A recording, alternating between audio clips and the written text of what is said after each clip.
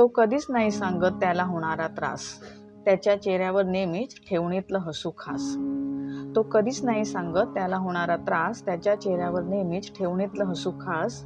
विचारलं जर का त्याला काही तो हसण्यावरी नेतो, विचारलं जर का त्याला काही तो हसण्यावरी नेतो. विषयांतर करून आपल्याला चकवतो.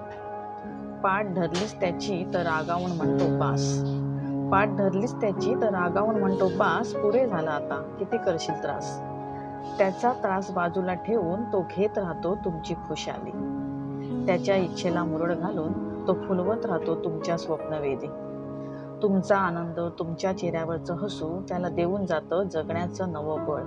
तुमचा आनंद, तुमच्या चेहऱ्यावरचं हसू त्याला देऊन जातं जगण्याचं नवं बळ.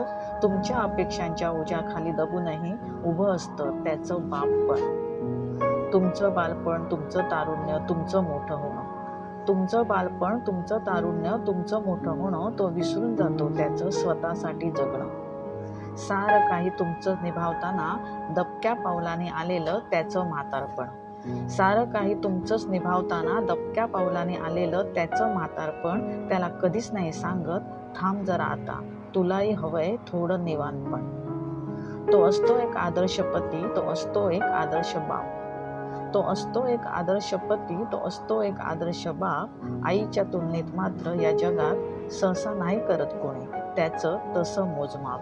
आईच्या तुलनेत मात्र या जगात सहसा नाही करत कोणी त्याचं तसं मोजमाप, त्याचं तसं मोजमाप. धन्यवाद.